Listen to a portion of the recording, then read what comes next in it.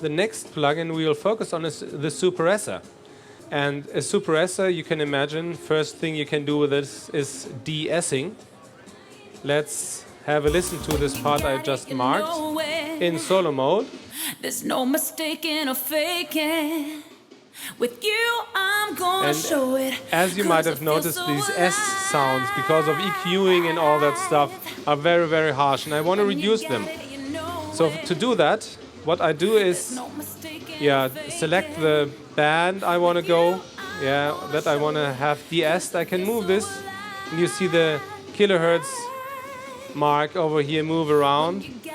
I can also narrow it down to a smaller fraction. And it's very easy to find the right frequency, because I always get a display with this red line, which frequency is the loudest one. Because underneath there is a FFT display showing me exactly what's going on in the frequency domain. I can also zoom out and see exactly where I'm working compared to the whole audio band. So let's put it in and use the attenuation to more or less de-ess this sound. With you, I'm gonna show it, 'cause I feel so alive.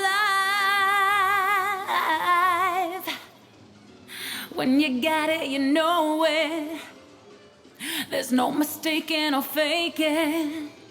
With you, if I want to listen to what I'm actually de-essing, I can go to this inside button, where it only hear this frequency band inside those marks.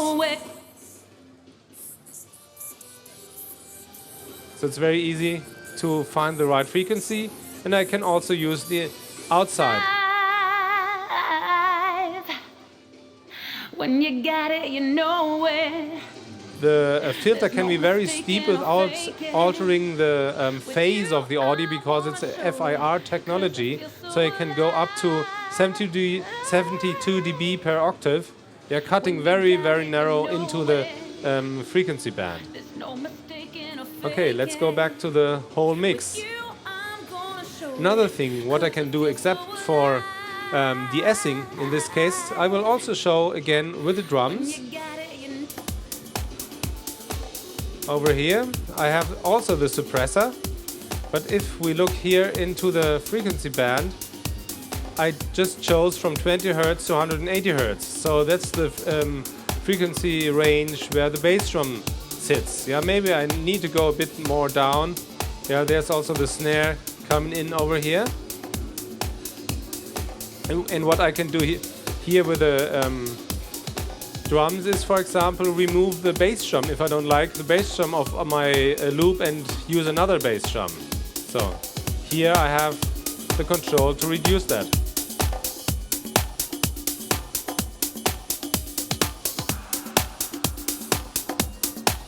And as you can see, the compression is dynamic. It's like a dynamic equalizer.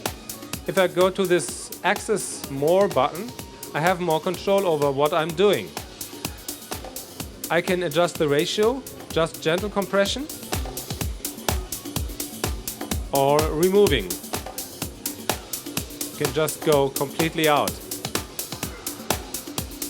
And another thing is how I want to treat the whole audio signal with the trigger signal I'm deriving. I can either say I want to just reduce this, but with a measurement of the whole audio band, or I can just put it vice versa. Say I only want to have this little audio band for triggering my compressor, but use it for the whole audio band. Now I have a quite pumpy style of sound.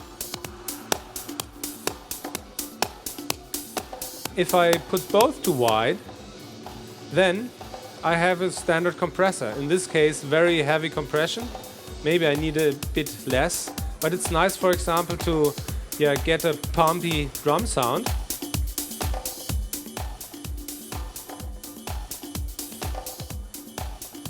I might need some makeup gain to compensate for the gain reduction.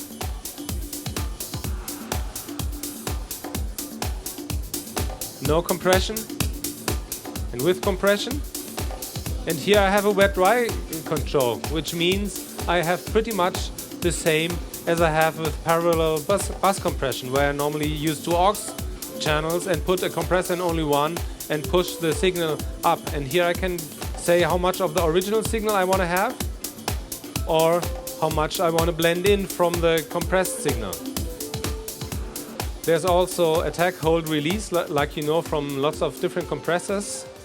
And yeah, it's very, very flexible. You can do lots of different things. Other things I've done, organ recording. I had a very kind of resonant, very low frequency, like 32 hertz low pipe sound, and I wanted to reduce that. It worked very well. So it was a very delicate, very high-end recording I did, but this was just the room where I had to adjust something. It was very easy, very fast to do with a suppressor.